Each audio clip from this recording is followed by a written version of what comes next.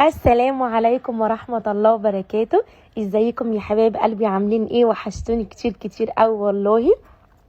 انا بشكر كل الناس اللي دخلت عندي في القناة، وبشكر كل الناس اللي من الدول العربية، اللي من اليمن والجزائر والسعودية والكويت ومصر وكل العالم كله.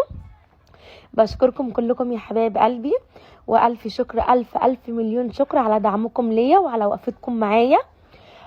وبشكر كل الناس اللي دخلت عندي في القناه وفعلت لي زر الجرس، وكل الناس اللي بتحط لي الكومنت، وكل المتابعين بتوعي اللي من ساعه ما انا فتحت القناه هم موجودين معايا. بشكركم جدا كلكم، وانا بحبكم جدا، وربنا يا رب يخليكم ليا، وان شاء الله باذن الله اشوف وشكم يا رب كده في الف خير، وربنا يكرمكم كلكم جميعا يا رب العالمين. النهارده بقى كده يا حبايب قلبي هنعمل مع بعض كده روتين سريع تحفيزي كده. قلت بقى كده اقوم اروق الاوضه. طبعا احنا الصبح عندنا مدارس، والفيديو ده كان كده حوالي كان الساعه 1:30 بالليل. عملت الفيديو. قلت بقى اروق كده الاوضه للعيال علشان خاطر يناموا، يدخلوا يناموا بقى عشان عندهم مدارس الصبح.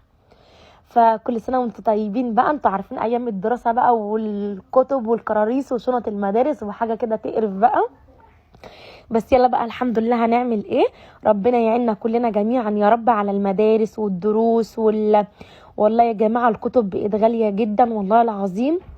الكتب بتاعه اللي هي الخارجيه بتاعه الاولاد، والله العظيم الكتاب بيعدي ال200 جنيه وال150 وال140. فالكتب بجد حقيقي الاسعار بتاعتها بقت غاليه جدا جدا. فربنا يعيننا يا رب، ويعين كل الناس على اولادها، ويقدرهم ان شاء الله باذن الله ان هم يقدروا يجيبوا حاجات اولادهم. وان والله يا جماعه بجد يعني الدنيا بقت غاليه جدا، والحياه بقت صعبه قوي. فبجد الناس يعني بقت خلاص جايبه اخرها جدا من كل حاجه، كل حاجه بقت غاليه.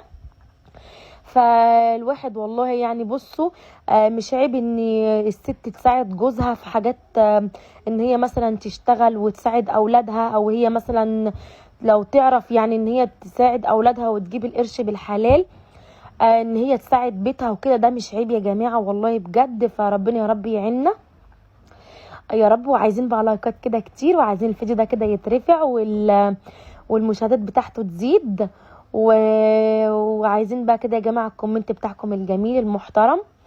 وانا كده ان شاء الله باذن الله هبدا اعمل لكم بقى فيديوهات كتير جدا. بس معلش غصب عني لو كنت بتاخر عليكم شويه. انا ببقى بعمل كذا فيديو بمنتجهم، وببقى يعني بحملهم وكده في الموبايل. بس يا حبايب قلبي، فكده بقى يا حبايبي انا بدات بقى كده ايه، روقت كده هو الاوضه بتاعت العيال، السرير زي ما انتوا كده شايفين. هي كانت الملايات بصراحه نظيفه، كنت لسه مغيراها يعني من يومين. فكانت الملايات نظيفه. فانا قلت بقى حرام عشان عندي غسيل كتير جدا جوه في الاوضه. فقلت بدل ما اشيل بقى الملايات دي واغيرها والغسيل يبقى كتير عليا، فانا قلت بقى ايه، لا اخلص الغسيل اللي عندي كله، وبعد لما اخلصه ابقى اغير بقى الملايات بتاعت العيال. بس يا حبايبي فكده بقى انا غيرت اهو، فرشت الملايه ولا ايه بتاعت الاولاد. وانتوا شايفين كده الدفايات دي، جو ساعات بالليل بيقلب، بيهوي برضو كده ساعات. الجو اصلا الايام دي مش مظبوط يعني. احنا برضو دخلنا كده في شهر 10، فكل سنه وانتم طيبين.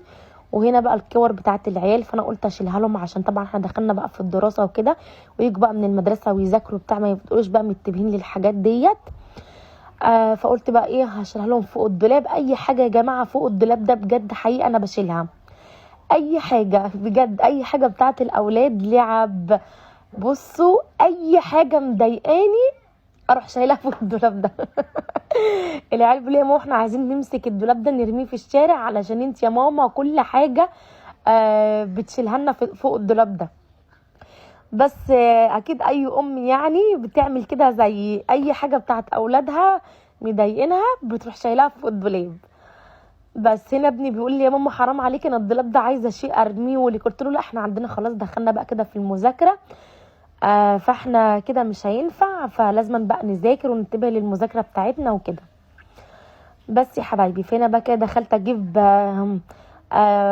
مفرش افرشه على الترابيزه جوه، لان الاولاد في المدارس بيحطوا عليها الكتب بتاعتهم والكراريس والاقلام والحاجات ديت.